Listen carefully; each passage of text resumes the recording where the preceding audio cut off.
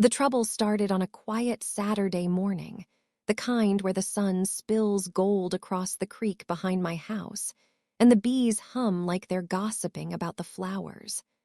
I was out by the hives, checking frames and savoring the honey-sweet air when I noticed something new. A row of metal fence posts jabbed into the ground along my easement. They weren't mine. They blocked the path to the creek, where Pixel, my chocolate lab, loved to splash after sticks. I squinted across the property line and saw Karen Davis, my neighbor and the HOA's self-appointed queen, directing a landscaper like she was staging a military coup. Karen's house was a monument to suburban perfection, manicured lawn, blinding white shutters, and a mailbox that probably had its own skincare routine. Mine, a rambling acre of wildflowers, beehives, and a vegetable garden that looked like it had opinions. The creek was the jewel, a clear ribbon of water that ran along the easement deeded to my property since my grandparents' days. Karen, though, had decided it was her personal view to claim. I grabbed my survey map and deed from the house, tucked them under my arm, and walked over, Pixel trotting at my heels. "Morning, Karen," I called, keeping my tone neighborly. "Those posts are on my land. The easement's clear in the deed. Want to take a look?" Karen turned, her platinum blonde bob catching the light like a warning flare. "This is HOA business," she snapped, clutching a clipboard emblazoned with the neighborhood logo. "The board approved a boundary adjustment to protect the creek's aesthetic. You'll get used to it." Her landscaper, a wiry guy named Tim, avoided my eyes and kept hammering. I held up the survey, pointing to the boundary line. "The creek's mine, Karen, so's the easement. Your fence is illegal and it's blocking my access." Tim paused, glancing at the map, but Karen waved him back to work. "I don't need your paperwork," she said, her voice sharp enough to cut glass. "I've lived here 10 years. I know what's mine." I took a deep breath, the kind you need when someone's testing your last nerve. "Let's get this sorted. I'd rather not involve lawyers, but I will." Karen's eyes narrowed, and for a moment I thought she'd back down. Instead, she pulled out her phone, dialed 911, and put it on speaker. "Yes, Sheriff. I've got a trespasser harassing me on my property." Pixel whined, sensing the tension, and I patted his head to keep him calm. Within 10 minutes, a patrol car rolled up, and Deputy Rogers stepped out, all broad shoulders and no-nonsense clipboard. He looked like he'd seen 100 Karens in his career and wasn't fazed. "What's the issue, folks?" he asked, adjusting his sunglasses. Karen launched into a tirade about my aggression and her rights to the creek. I handed Rogers the deed and survey, staying quiet while he read. His eyebrows lifted slightly, the only sign he was unimpressed with Karen's story. "Ma'am," he said, turning to her, "this easement belongs to your neighbor. These posts are on their property. You'll need to remove them." He handed me back the documents and tipped his hat. "Have a pleasant day." Karen's face turned the color of her hydrangeas, purple and furious. "This isn't over," she hissed, jabbing a manicured finger at me. "The HOA will hear about this, and I'll make sure you regret it." She stormed back to her house, Tim trailing behind with his tools like a scolded puppy. Rogers gave me a nod before driving off, and I stood there, Pixel nudging my hand for reassurance. Back by the hives, I tried to shake off the unease. I'd won the round, but Karen's parting shot lingered like smoke. She wasn't the type to let a loss slide. She'd be back, and not with a fruit basket. I glanced at the creek, its water glinting under the noon sun, and felt a fierce resolve. This was my home, my peace, and no HOA clipboard was going to take it. I just didn't know how far Karen would go to prove me wrong. 2 weeks after Karen's fence fiasco, I came home to a war zone. My wooden fence along the creek was sliced in 3 places, splinters jutting like broken bones. Tire tracks gouged the muddy bank, and one of my beehives, my pride and joy, lay toppled, frames scattered, honey oozing into the grass like spilled gold. The bees buzzed in frantic distress, and my stomach churned. But the worst came when Pixel, my chocolate lab, limped toward me, whimpering. A nail board, half buried by the fence line, had pierced his paw. I knelt, heart pounding, and pried it free, cursing under my breath as he yelped. At the vet, Dr. Mills cleaned the wound and prescribed antibiotics, warning me to watch for infection. "He'll be okay," she said, but her frown lingered. Back home, Pixel curled up on his bed, and I sat beside him, stroking his ears. This wasn't just vandalism, it was a deliberate attack. Karen's face flashed in my mind, her smug "this isn't over" echoing. I was done playing nice. I ordered 4 motion sensor cameras online, the kind that ping your phone with alerts every 10 seconds until you silence them. Next, I called Nora Beltran, a licensed surveyor with a reputation for precision and zero patience for nonsense. She arrived the next day, her pickup kicking up dust, and got to work marking my property with fluorescent stakes. She hammered in laminated placards warning of criminal penalties for tampering with survey monuments, her eyes narrowing as I recounted Karen's stunt.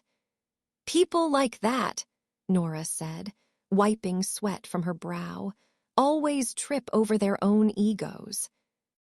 That night at 1:13 a.m., my phone lit up with alerts. I fumbled to the live feed and froze.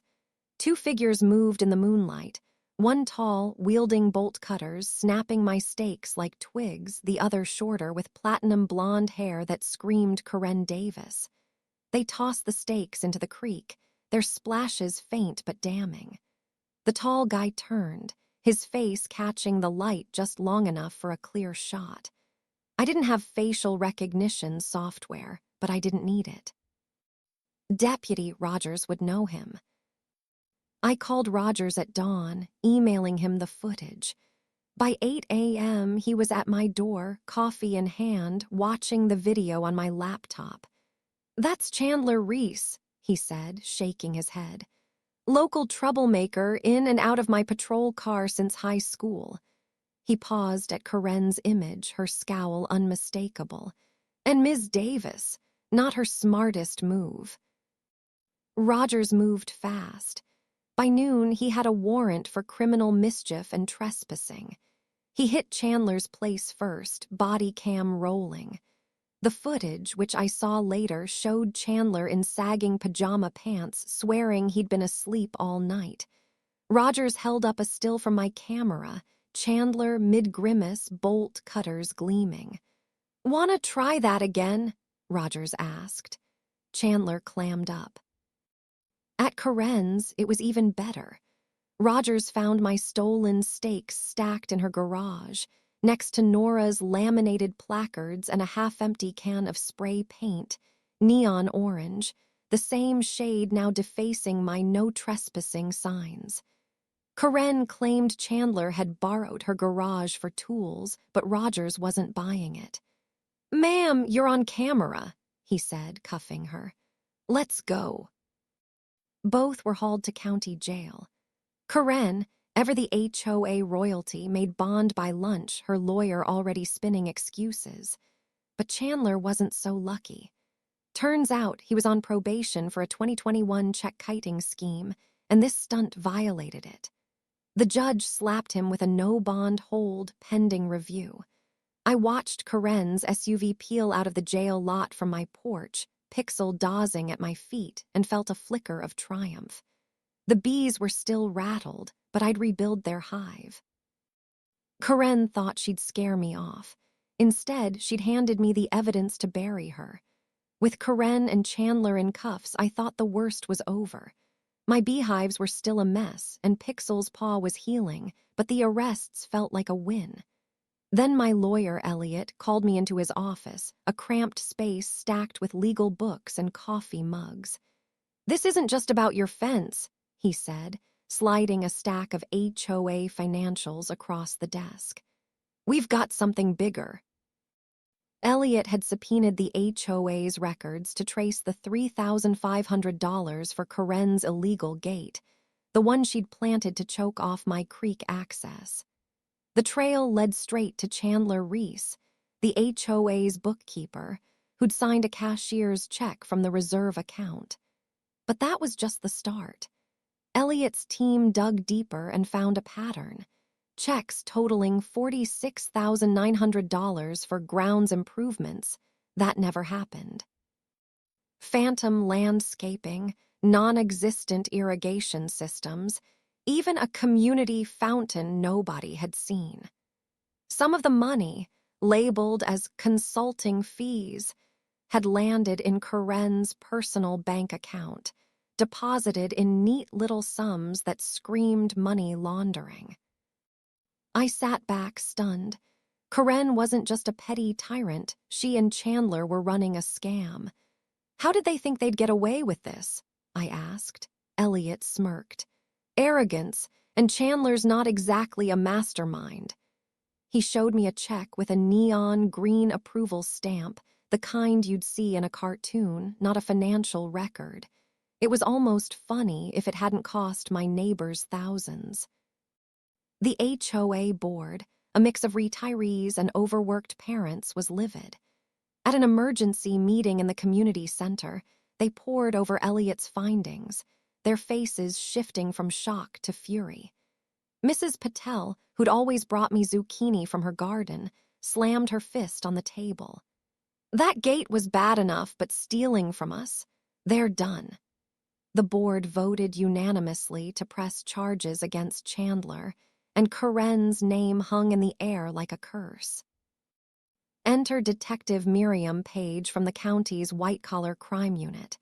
She was all business, with a sharp bob and sharper questions, meeting me at the station to review my camera footage. Your evidence was solid," she said, "but this fraud case could bury them."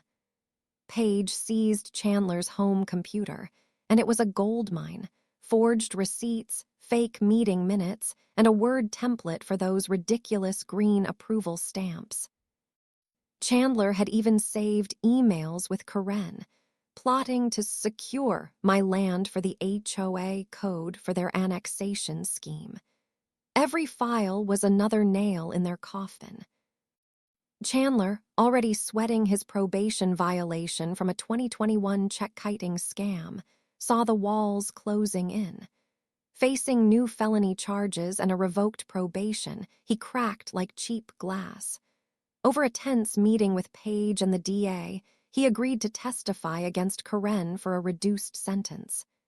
"She planned it all," he spilled, according to Elliot's notes. "The gate, the vandalism, the money. She said she'd cut me in once we had the land." I could almost hear Karen's voice, dripping with HOA superiority, promising Chandler a slice of my creek. Karen, meanwhile, lawyered up fast. James Hall, a $600 an hour attorney with a slick suit and zero personality, stonewalled every question. "My client has no comment," he'd say, like a robot programmed for denial. But the evidence was overwhelming.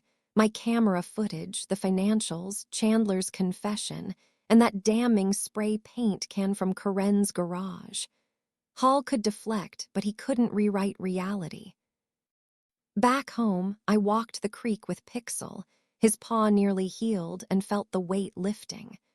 The bees were buzzing again, and the new stakes Nora had planted stood firm. Karen thought she could bully me out of my home, but she'd miscalculated. Elliot warned it wasn't over, the trial loomed, and Karen would fight dirty. But for now, I savored the quiet. Chandler was stuck in jail, and Karen's empire was crumbling. The HOA was cleaning house, and I was ready for whatever came next. The county courtroom smelled of polished wood and stale coffee, its gallery packed with neighbors whispering like bees before a storm. I sat in the front row, my hands clasped, as the trial of Karen Davis and Chandler Reese began.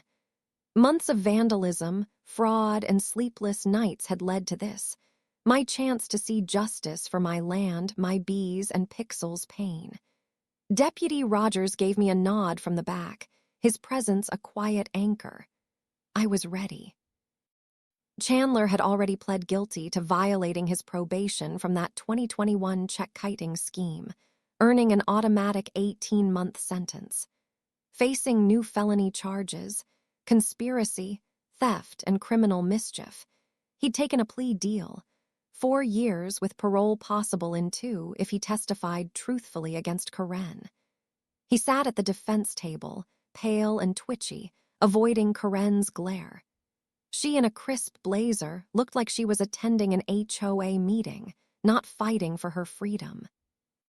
Her attorney, James Hall, whispered in her ear, his $600 an hour smirk undeterred by the evidence stacked against them.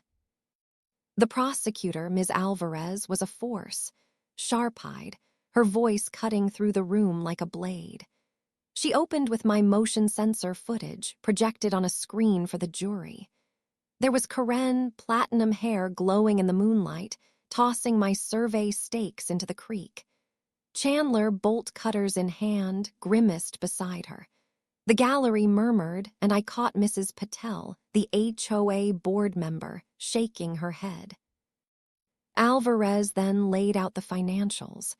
$46,900 in fraudulent HOA checks, $3,500 for Karen's illegal gate, and consulting fees funneled to Karen's account. This wasn't a dispute, Alvarez said.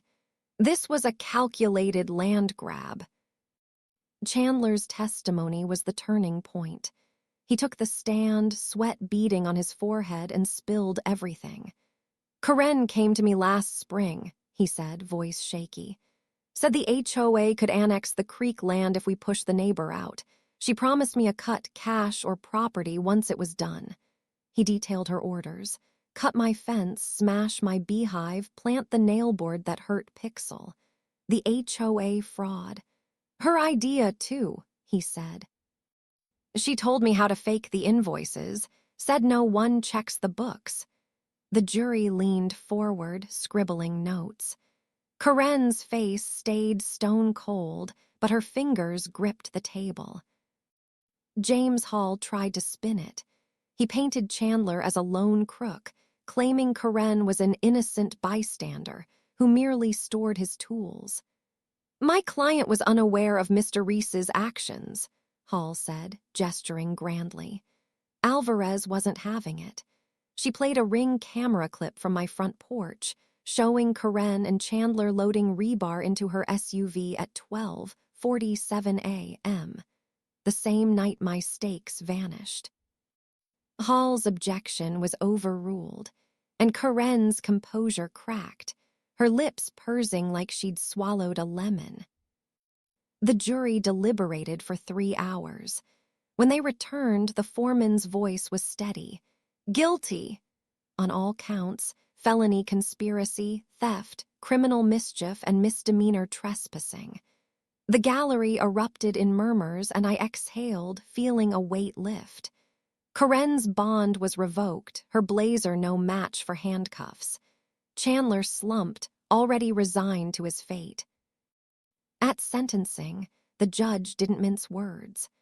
Karen got 18 months in prison, $32,000 restitution to me for damages, and $46,900 to the HOA for the stolen funds. A 5-year no-contact order would keep her away long after release. Chandler's 4-year sentence stood, his parole hopes pinned on good behavior. You abused trust and broke laws, the judge said. This community deserves better. As Karen was led away, our eyes met. Hers burned with defiance, but I saw something else: defeat. I gave her a small wave, not out of malice, but because it felt final. She tried to take my home, my peace, and she'd lost. Outside, the spring air was crisp, and I drove home to Pixel, who greeted me with a wagging tail.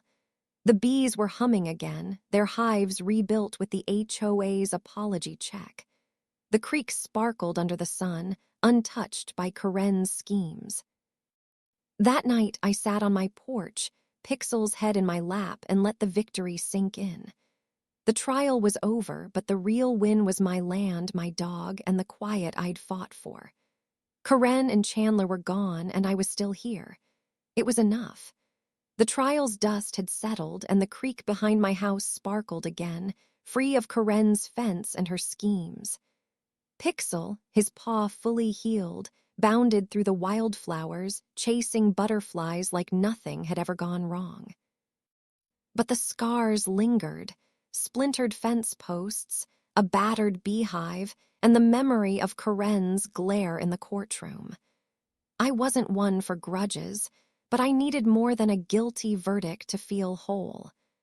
I needed my land to thrive again, and maybe, just maybe, the neighborhood too. The HOA was the first to surprise me.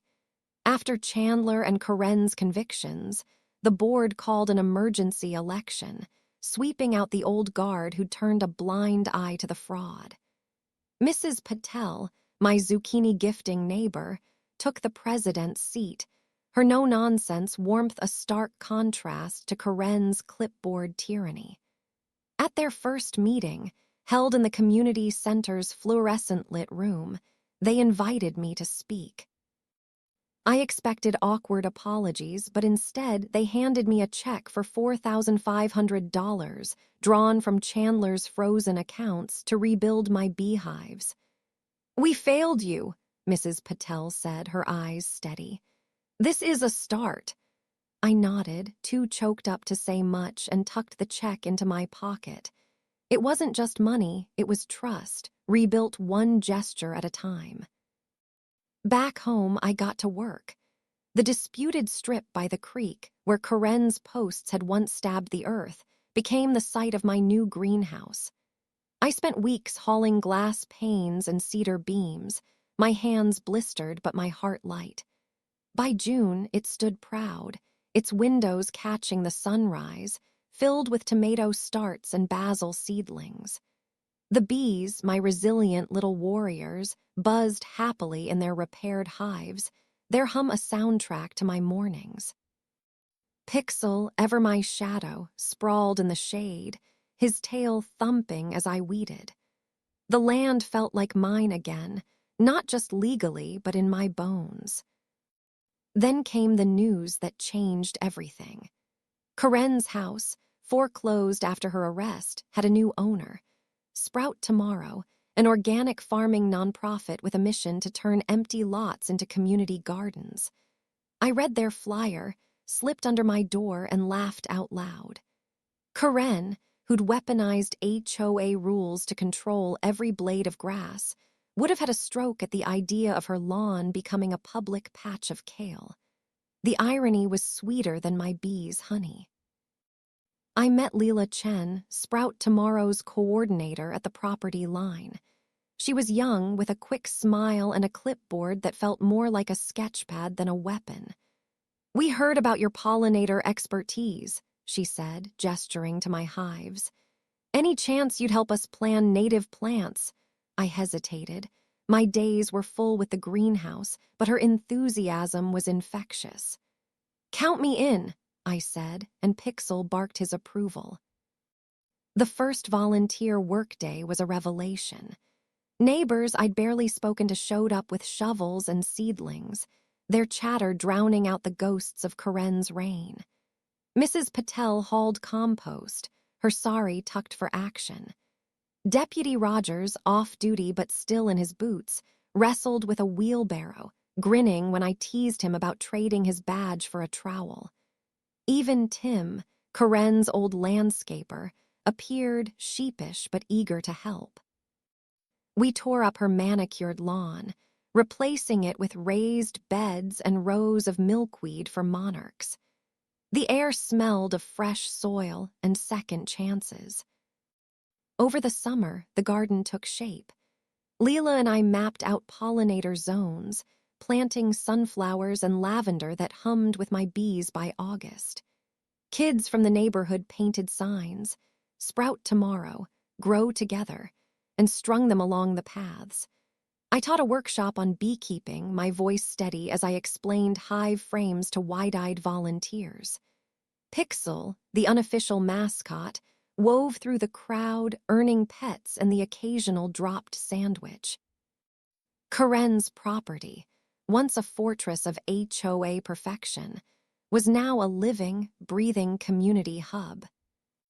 By October, Sprout Tomorrow hosted a harvest dinner under a canopy of string lights. Tables groaned with dishes from the garden, roasted butternut squash, garlic honey carrots, and heirloom tomato bruschetta, all grown where Karen's lawn had been. Leela raised a glass to the volunteers, her voice cracking with pride. "To healing," she said, and the crowd echoed her. Mrs. Patel pulled me aside, pressing a slice of her famous zucchini bread into my hands. "You started this," she said. I shook my head, gesturing to the garden. We all did.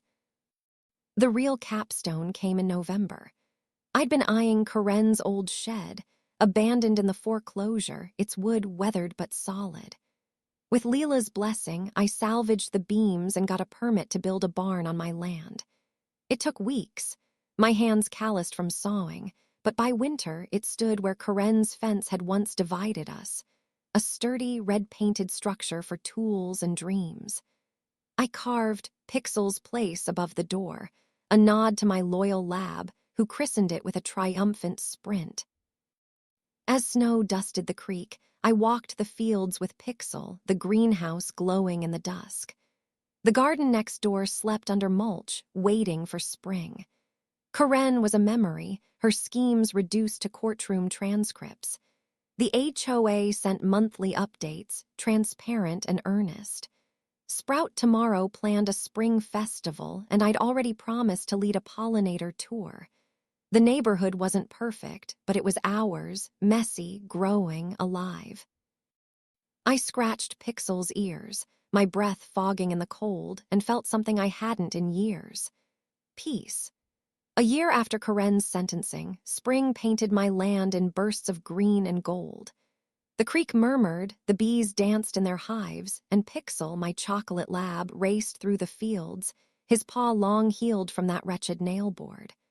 The greenhouse glowed with tomato vines, and the barn, built from Karen's salvaged wood, stood proud, its red paint a quiet FU to her schemes.